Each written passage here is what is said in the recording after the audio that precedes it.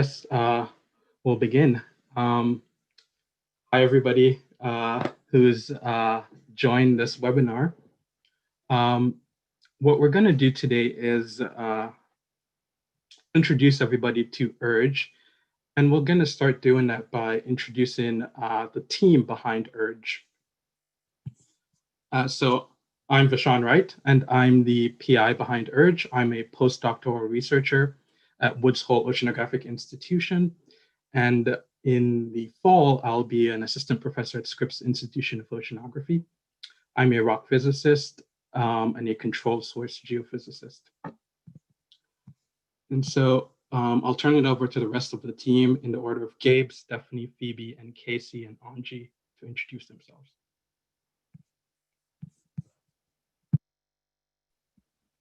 Good evening, everyone. I'm Gabriel Duran, and I'm the co-PI of Unlearning Racism in Geoscience. I am a former research assistant at the Woodwell Climate Research Center in Falmouth, Massachusetts, and I am a current graduate student of biogeochemistry at the University of Quebec in Montreal.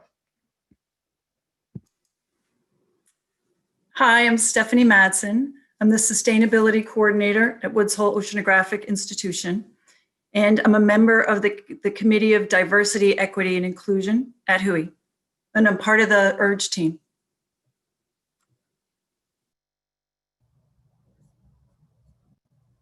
Hi, my name is Phoebe Cohen. I'm also part of the URGE organizing team. I'm an associate professor at Williams College in Massachusetts, and I'm a paleontologist.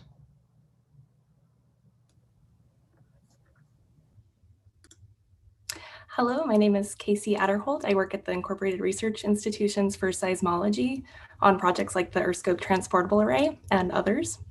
For URGE, I'm assisting with the development of deliverables, which are written policies and resources that complement the learning objectives. Good evening, everyone. I'm Anjali Scott Price. I am the Chief Operating Officer at Mizar Imaging, which is based in Woods Hole. And I am part of the URGE team, mostly working on website development and updates, but also trying to help out where I can, because this is a really great project and it's gotten a lot bigger than we all anticipated. Thank you, guys. Today we're joined by two guest speakers, Aisha Morris and Peter Domenical, and I'll turn it over to them to introduce themselves.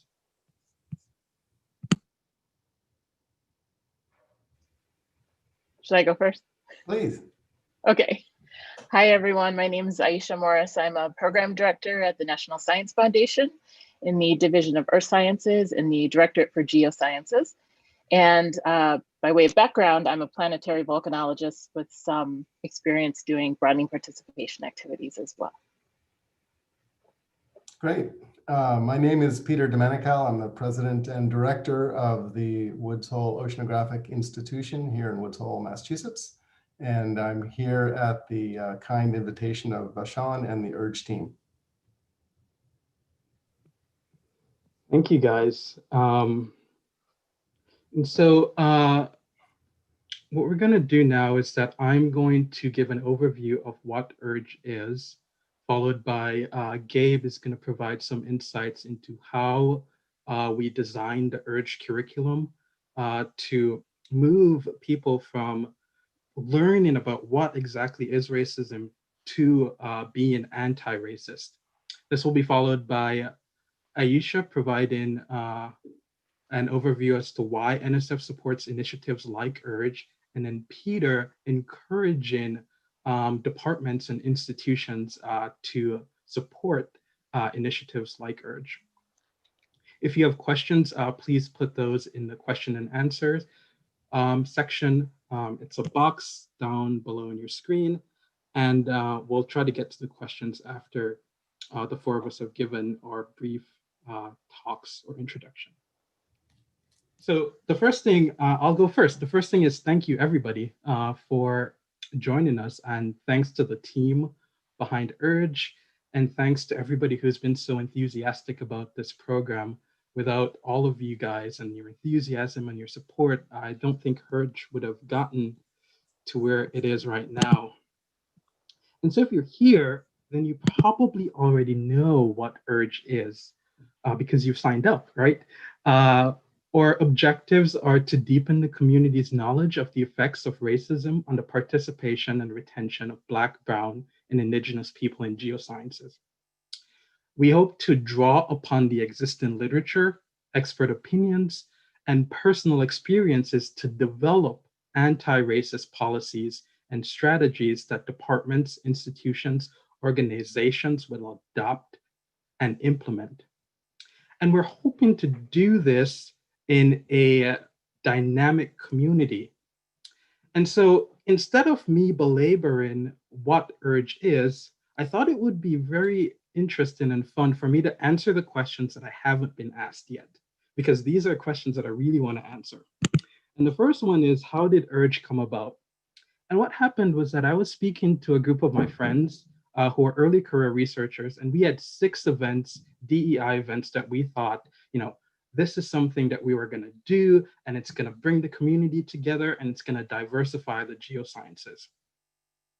At the heart of that conversation, I realized something. I had a theory that in order to diversify the geosciences, we need a national leadership. We need a national strategy. We need to make these issues something that the entire community can rally around under the same goal. And while that was happening, I noticed there were a bunch of people who were doing book clubs. And to be frank, I was really skeptical of book clubs. I was skeptical because in a book club, you read, you get educated, and then the question is, what do you do with that data? And I was speaking to one of my friends, and she was outraged when I said, I think I'm going to do a book club. And she was outraged because she said, well, book clubs are not a part of the solution. And I think she had a point. If book clubs were a part of the solution, then it would have worked already, she said. And she had a point. And so, I was like, well, everybody's doing it. How do we get book clubs to take book clubs and make it something actionable? How do we take the knowledge of book clubs and make it and turn it into policies? And this is how URGE emerged, right? I saw URGE as something we could all just rally around as a community. We could learn more about exactly how racism has affected Black, Brown, Indigenous people, and other people of color in geosciences, and take that knowledge and transform it into policies that actually changes lives and diversify or discipline. And that's my long-term goal. When I started this, I thought, well, if I could get 50 institutions to develop policies geared towards anti-racism, then I would have succeeded. And I'm happy to say right now, there's 206 pods and institutions that have joined. Each pod has at least 8 to 80 people. There's 176 people wanting to be assigned a pod. So we're reaching over 2,000 people with URGE. And so if I could get half of that, or all 206 pods to develop policies with actionable items, I think I would have succeeded, and I think this team would have succeeded. And so I'm really happy that everybody has joined and has been enthusiastic about this. And I'm really excited that you guys have, are going to go on this journey with us. I'll turn it over to Gabe now to talk about how he designed the curriculum. Thank you, Vishaan. That was awesome.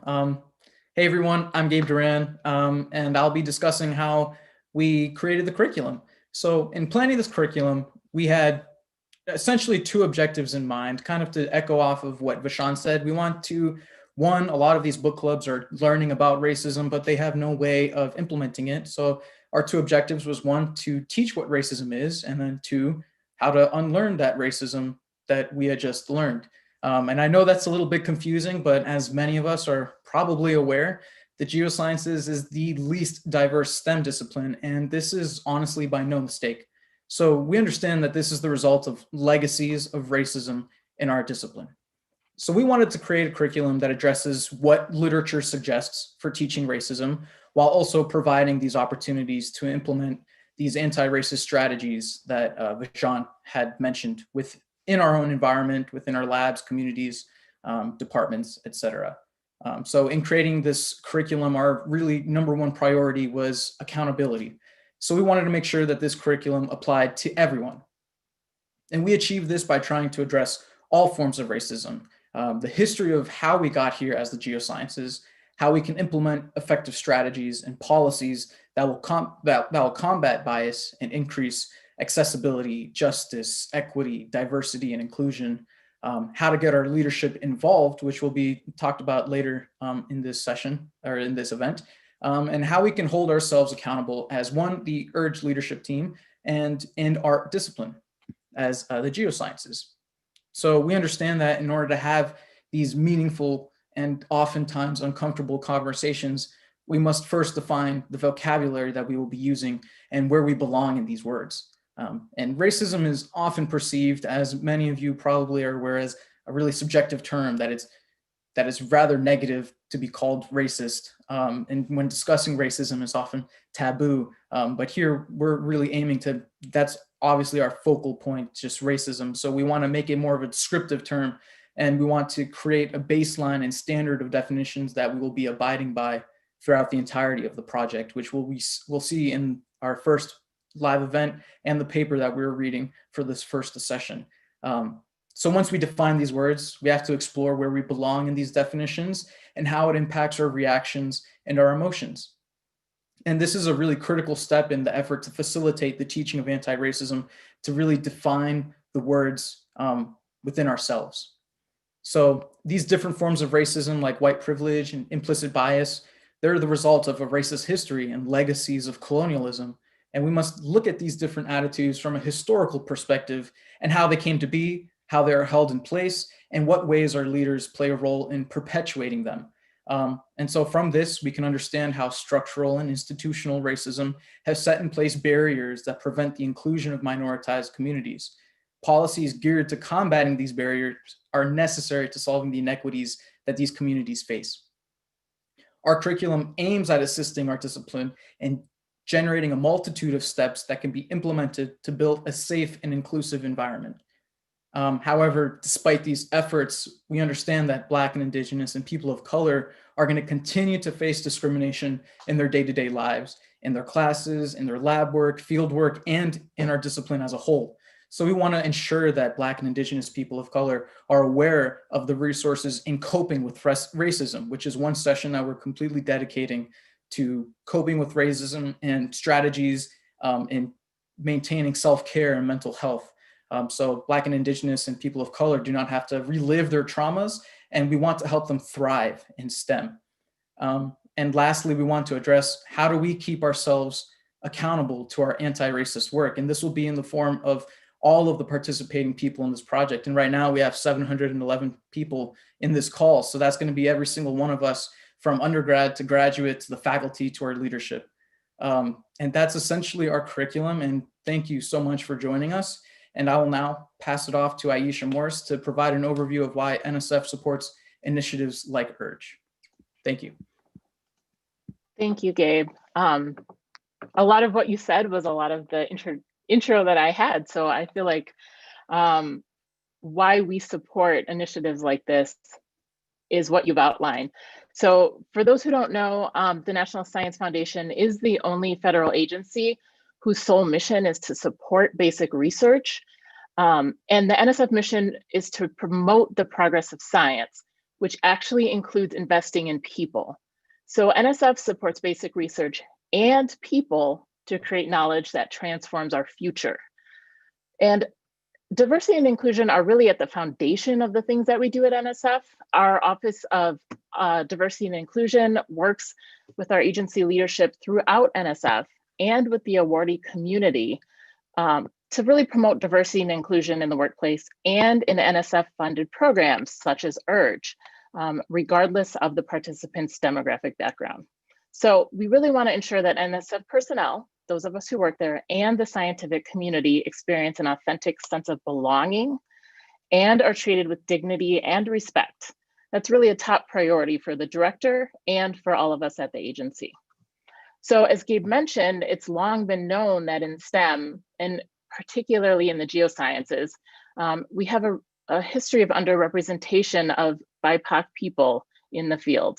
And we're really missing valuable perspectives and voices to be able to address key issues, key societal issues and key science questions that we're seeking to answer.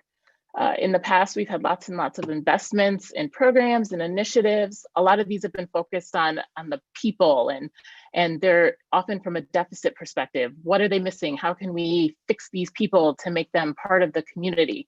But we really need to move more toward an asset model and recognizing that every individual has the potential to make significant contributions.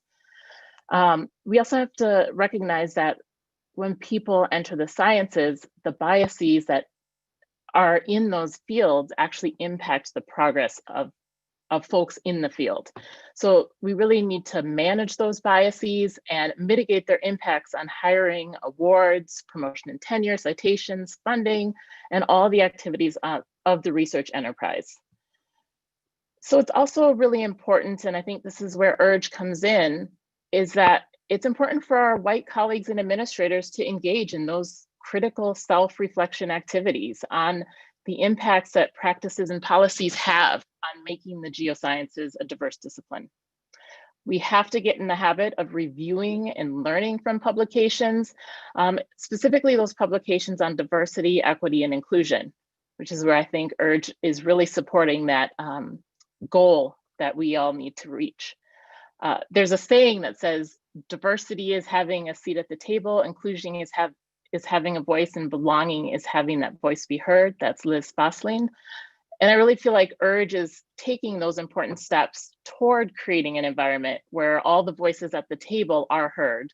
And I am personally excited to hear how the activities impact people, departments, and hopefully institutions in developing anti-racist cultures and policies. So with that, I will turn it over to Peter. Thank you, Aisha. And again, it's my pleasure. I'll keep my comments short so that we can get to the Q&A and response. So, excuse me. So Vashan asked me to weigh in on why and how we should support URGE as administrators. And for this, I rely on the sort of JEDI principles, if you will. So in terms of diversity, as was mentioned earlier, the ocean, earth, and atmospheric sciences are the least diverse of the physical sciences. We just have so much work to do. We really have to work hard to get ourselves to look like the general population that we serve. On the equity side, systemic racism exists. We have to acknowledge that. The sooner we face this reality and develop workable solutions, as the URGE pods will soon deliver, the sooner we can get on with our business of understanding the earth. On justice, environmental hazards and climate change, for example, are social and economic inequity amplifiers. It's something that's been known for a long time. People of color are disproportionately affected by the environmental degradation and the impacts of climate change. Black and brown people are much more, they're like twice as likely to engage on political and climate action. So they're at the front lines. And on inclusion, this is really an opportunity to participate in something larger than ourselves. This is something that came up in my first discussion with Vashan, and I think that's a great sort of take home for this whole moment. Actually, Vashan shared something with me. He said, if I had been excluded from this career in earth science, I wouldn't have found my passion in marine geophysics. My life is being centered by being here. And so as Toni Morrison said, the very serious function of racism is distraction. It keeps you from doing your work. It keeps you explaining over and over again your reason for being. And there's a moment or a quote of Dr. Ayanna Johnson, as a friend, and I always turn to her for pretty much anything on climate. And so being part of the earth sciences, she said, if we want to successfully address climate change, we need people of color, not just because pursuing diversity is a good thing to do, and not because diversity leads to better decision-making and more effective strategies, but because Black people are significantly more concerned about climate change than white people, something like 70% versus 50%. To put that in perspective, it means that more than 23 million Black Americans already care deeply about the environment and could make a huge contribution to the massive amount of climate work that needs doing. Now, this was an op-ed that was published in early June. So these voters were heard across the country in just this past election cycle. So how can we as administrators support this effort? First of all, help Vashon. The number of URGE pods is now over 200, and I don't know how many thousands of people that is, but all of you other administrators out there, this is a time for you to step up and help your pod leaders. I did, and I urge the others to step up. And I think it's important for us as administrators to recognize this is a movement. We have to support it. The first step in being anti-racist is to understand and identify the racial inequities, as something Gabe brought up right at the very beginning. I think it's a chance to act on this understanding, to champion anti-racist ideas and policies. As leaders, we can be vigilant and engaged and proactive on this. Create policies that work, serving the people or that's informed by the people we serve. And obviously supporting mentoring and early careers is critical to this. I think it's an opportunity to self-reflect and to be uncomfortable, frankly. It's a chance also to be humble. There's a lot I don't know, and there's much for me to learn about being a person of color in geoscience. And I think most of all, it's an invitation for us to be courageous and to be human. So again, thanks very much for the opportunity to give a few minutes, and I turn it back over to you, Vashon. Thank you, Gabe, Aisha, and Peter. I think it's now a great time to turn it over to questions that participants have. And I think, Casey, you've been fielding some of the questions. And so if you go ahead and read some of them, and we'll try to answer some of them. And participants, feel free to keep adding more questions in the box. Okay, I'll go ahead and start with one here from David Moker. It seems that unlearning racism and increasing diversity are two, although related and important, needs in earth science and society. How do you see us first increasing diversity? Yeah. So I'll try to take a stab at answering this. I think there's been a lot of people who've spent a lot of time working to increase diversity in geosciences. And if Ben Kiesling is on this call, he would tell you about the first national conference that happened over 50 years ago and how they had really great plans to improve diversity, equity, justice, and inclusion 50 years later. And this is 50 years later, or close to 50 years later, and we're still having that conversation. And so, one, I think we need to recognize that it's something that is challenging to do. It's something that is difficult. It's something that takes a lot of work. But also that we need to look back and learn about how we got here, as we try to do in the URGE curriculum. We need to look back and see, okay, where were they about 50 years ago? What did they do? What was successful? What wasn't successful? And I think URGE tries to do that. In our second session, we will read from the first national conference, and we'll read this interesting paper about John Wesley Powell about how scientific racism in the past influences how we teach geology courses right now and what happens in the field. And we'll hear from Tamara Pico about her research on scientific racism and how all of that permeates through how we teach geoscience right now. So we need to understand what's happened in the past, what has been successful and what hasn't been successful. I think also what's clear, and something that I wanted to emphasize with URGE, is that there are a number of people doing really good research on how to improve diversity, equity, justice, and inclusion, and we need to listen to them. You know, these people spend their lives studying this. And we, as geoscientists, come in and then we say, well, I think this would work, and I think this would work, and I think this would work. And if there was a sociologist who came in and told me how to do my rock physics, I'd be like, go away. You don't know what you're talking about. So I think we need to listen to the people who actually study this and have been doing it. But also, we need to listen to the Black, Brown, Indigenous people of color, all the BIPOC folks.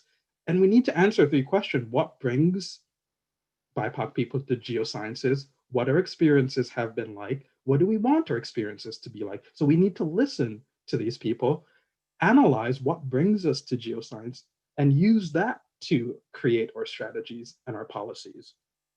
We need to interrogate what the experiences have been like and improve those. And we need to ask, like, what do you want the experiences to be like? And use that to guide our policies. And URGE tries to touch on some of these things with creating policies for admissions and opening up the gate to a lot of people, as well as policies that how do you treat students, faculty, when they're included in the geosciences to retain those people. So I think we need to honor the scholarship, honor the personal experience, honor the expert opinions, merge all of those things together and use that to generate our strategies and focus our research. I also think that we have a marketing problem. I think in general, we, in some ways, we do diversity, equity, justice, and inclusion, and some people participate and some people don't. How do we get more people to view this as being integral to who you are as a scientist? Because I think it's integral to who I am as a scientist. It's just as important as my geophysics, rock physics research. And we need more people that believe that and act on it. And we need this to be something that is just fundamentally important. And the people who are already convinced of this, it's difficult because it's not really our jobs, but somehow we need to convince others of that, or others need to be convinced of in and of itself. And when we design URGE, these are things that were central to thinking about this. So hopefully that answers the question, at least what I think, a little bit.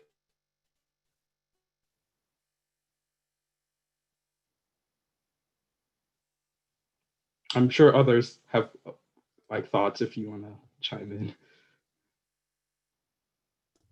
Yeah, we've got a question here for Aisha, actually. Are there any possibilities for interrogating the NSF proposal development and funding processes in order to decolonize and or make them more inclusive?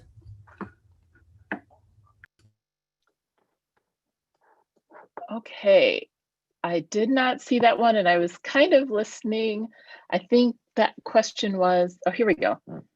Any possibilities for interrogating the NSF proposal development funding processes? Yeah, well, part of it is participating. When we have folks who are reviewing with an eye toward ensuring that there are not problematic components to proposals, that's a big part of it.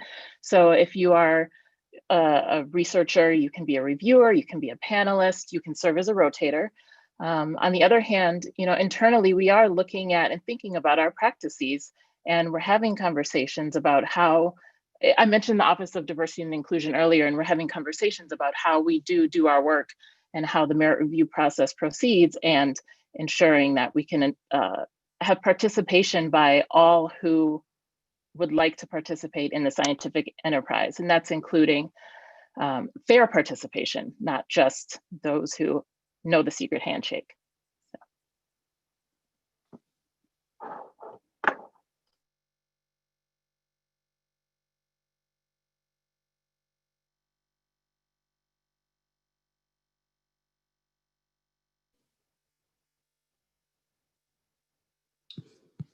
You have more questions, Casey?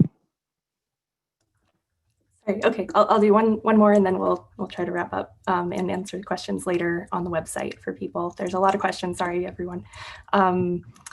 Here's a question. Is there a way for us to use the knowledge from URGE to engage with minorities and BIPOC people at the K through 12 level?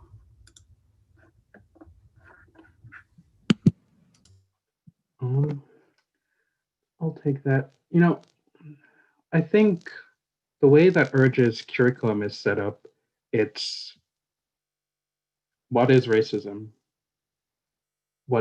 How did we get here? What's the history of it? Where do I fit into this whole process? And then from there, it goes to how does racism affect justice and the lives of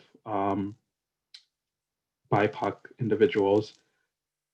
How does racism affect accessibility, inclusivity, and how, after we've developed anti-racist measures, do we then keep ourselves accountable? And I think you can look at the K through 12 and ask the exact same questions. You know, and especially in terms of inclusivity, but their lives are going to be affected by things related to what we're talking about with justice, and how researchers, for example, go into their communities, or how do you make those people feel welcomed or inclusive in your environment? How do you encourage them to participate in science, et cetera, and keep yourselves accountable to all of that? So I think there probably and maybe very good things that you could then take and translate to this group.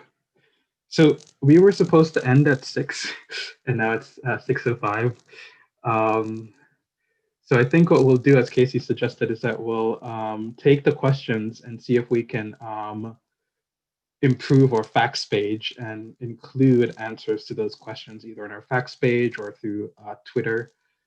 And so I wanted to say thank you, everybody, for joining. And I'm so happy and excited that everybody wants to come on this journey, this 8-session, 16-week journey with us. And we'll have our first live interview session next Monday with Matthew Clear and Vernon Morris. And there will be a video by Jane Willenbring. And so we'll see you guys then, and through emails and online and through Twitter. Thank you, guys.